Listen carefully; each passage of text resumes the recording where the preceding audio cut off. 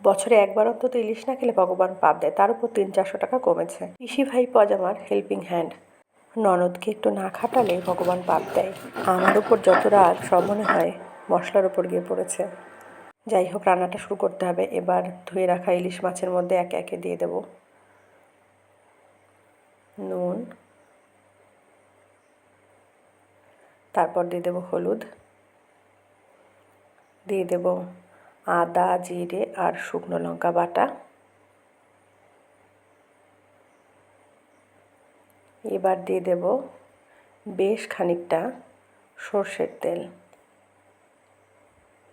কিপটামি করলে কিন্তু রান্না ভালো হবে না, মায়া ত্যাগ করে সর্ষের তেল দিন। এবার সুন্দর করে কোনো কাজ হাসিল করার আগে যেমন সুন্দর করে বাটারিং করেন, তেমন সুন্দর করে মাছের সাথে মশলাকে মাখাতে হবে।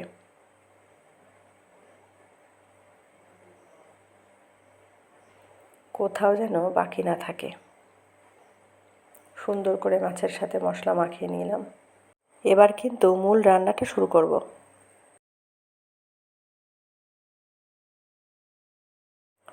এর মধ্যে ছেলে কিন্তু এক কাণ্ড করেছে। ছেলে আমার বিরাট গুণী, মাঠ থেকে ঘাস নিয়ে এসছে ঘর সাজানোর জন্য। কড়াইতে সর্ষের তেল দিয়ে দিলাম, ফোড়নে দিলাম গোটা জিরে। এবার মশলা মাখানো মাছটা দিয়ে দিলাম। খুব সাবধানে মাছটাকে উল্টে পাল্টে অল্প ভেজে পরিমাণ মতো জল দিয়ে ভালো করে ফোটাতে হবে। লাস্টে একটু চিনি দিয়ে নামিয়ে নিতে হবে। ইলিশ মাছ আমাদের সকলেরই কম বেশি প্রিয়। ইলিশ অনেক রকমভাবেই খাওয়া যায়। আমি আজ বানিয়েছি জিরে, শুকনো লঙ্কা আর অল্প একটু আদা বাটা দিয়ে।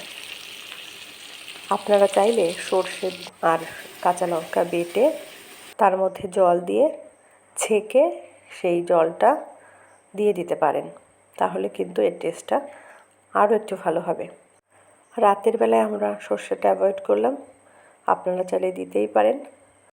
ইলিশ মাছ আমার খুব প্রিয় একটা মাছ, আমাকে যেভাবে দেবেন আমি সেভাবেই খেয়ে নিতে পারবো। ভাজাটাও আমার খুব ভালো লাগে।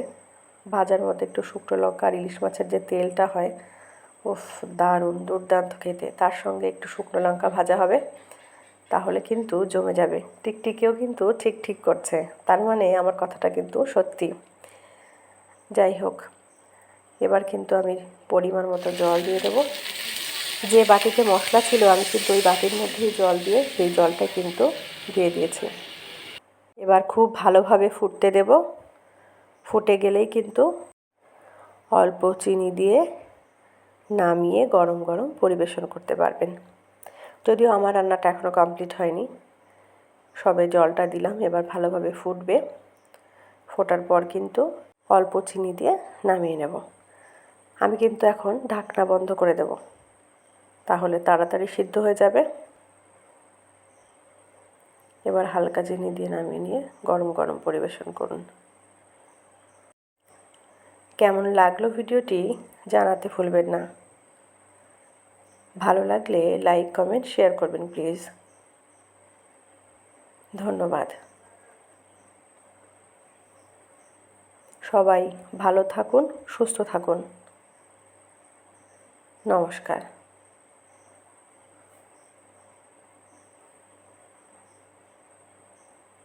দেখা হচ্ছে অন্য কোনো ভিডিওতে, অন্য কোনো বিষয় নিয়ে।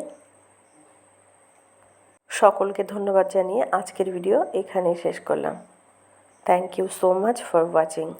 যারা ফেসবুক থেকে দেখছেন তারা আমাকে ফলো করবেন, যারা ইউটিউব থেকে দেখছেন তারা চ্যানেলটি সাবস্ক্রাইব করে না থাকলে চ্যানেলটি সাবস্ক্রাইব করে অল নোটিফিকেশান অন করে বেল আইকন প্রেস করবেন সবার আগে ভিডিও পেতে। ধন্যবাদ।